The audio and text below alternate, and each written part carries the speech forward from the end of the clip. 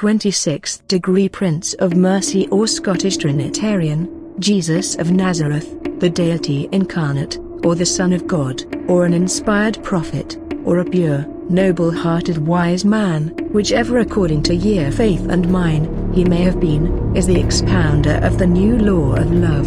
He calls to him the humble, the poor, the pariahs of the world. The first sentence that he pronounces blesses the world, and announces the new gospel. Blessed are they that mourn, for they shall be comforted. He pours the oil of comfort upon every crushed and bleeding heart. Every sufferer is his proselyte. He shares our sorrows, and sympathizes with all our afflictions. He raises up the sinner and teaches him to hope for forgiveness. He pardons the woman taken in adultery. He selects his disciples not among the Pharisees or the philosophers, but among the low and humble, even of the fishermen of Galilee. He heals the sick and feeds the poor. He lives among the destitute and the friendless. Suffer little children, he said, to come unto me, for of such is the kingdom of heaven. Blessed are the humble-minded, for theirs is the kingdom of heaven. The meek, for they shall inherit the earth. The merciful, for they shall obtain mercy. The pure in heart, for they shall glee God. The peacemakers, for they shall be called the children of God. First be reconciled to thy brother, and then come and offer thy gift at the altar. Give to him that asketh thee, and from him that would borrow of thee turn not away. Love your enemies, bless them that curse you, do good to them that hate you, and pray for them which despitefully use you and persecute you. All thing whatsoever you would that men should do to you, do ye also unto them, for this is the law and the prophets. He that taketh not his cross, and followeth after me, is not worthy of me. And now commandment I give unto you, that ye love one another, as I have loved you, that ye also love one another. By this shall all know that ye are my disciples. Greater love bath no man than this, that a man lay down his life for his friends. The gospel of love he sealed with his life. The cruelty of the Jewish priesthood, and the Roman indifference to barbarian blood, nailed him to the cross, and he expired uttering blessings upon humanity. Dying thus, he bequeathed his teachings to man as an inestimable inheritance. Perverted and corrupted,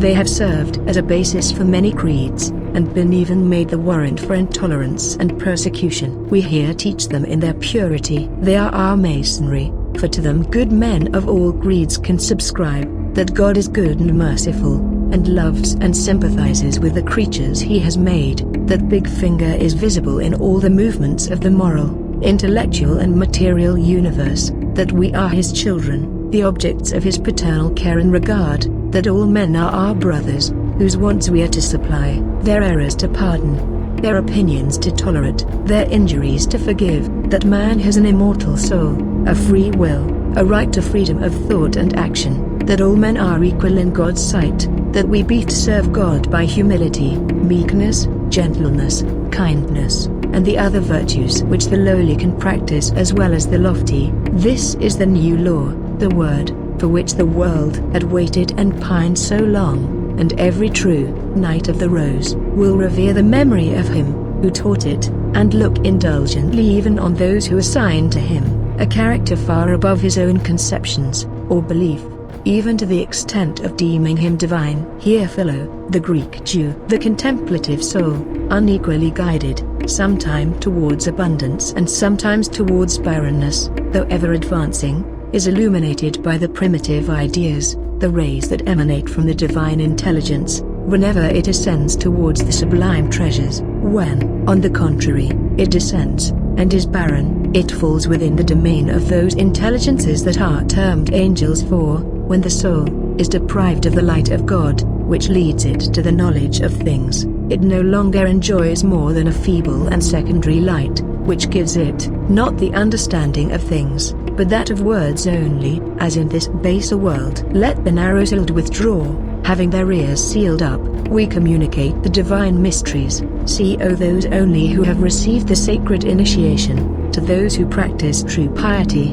and who are not enslaved by the empty pomp of words, or the doctrines of the pagans. The Book of Revelation 22:12. Behold, I come soon, and my wages are with me, to pay to each as his own work is. I, the Alpha and the Omega, the first and the last, the beginning and the end. Happy are those who wash their robes, so that they may be allowed to approach the tree of life. and enter into the city by its gates. Outside are the dogs, and the magicians, and the fornicators, and the murderers, and the idolaters, and every one loving and making a lie. I, Jesus, have sent my messenger to you, to declare these events in the assemblies. I am the root and the offspring of David, the radiant, the morning star. The book of Revelation 2:25. I will impose no other burden upon you, except that which you have. Keep it safe until I come. The conqueror also, and the keeper of my institutions to the end, to him I will give a governorship over the heathen. He shall shape them with an iron rod, as vessels of clay are tempered together, as I myself was instructed by my Father. And I will present to him the morning star. The book of Revelation 16:12. Then the sixth emptied his vial upon the mighty river Euphrates, and its water was dried up, so that a road might be prepared for the kings from the rising sun